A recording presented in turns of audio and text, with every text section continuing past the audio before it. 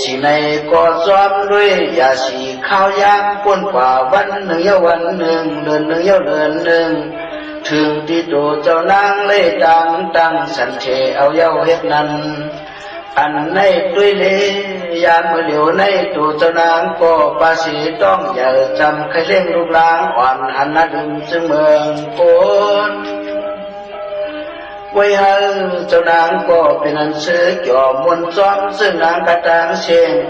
อยู่มวนมีล่องเสือสามันเช่นสะรวนอันว่าเปิงรองต่างเฮือนนวลนั้นตัวเจ้านางสำลืมแปดย้อนผู้ว่าที่ได้มีลูกหลางยตนาอันน่าที่ฮับโจมห่วมเจ้านางมาเหสียามเดียวในยินมนเสนาย้อนผู้ว่าที่ได้มีลูกหลางฮักที่ได้นอนกอดเฉลโจมโหนมนั่นยาว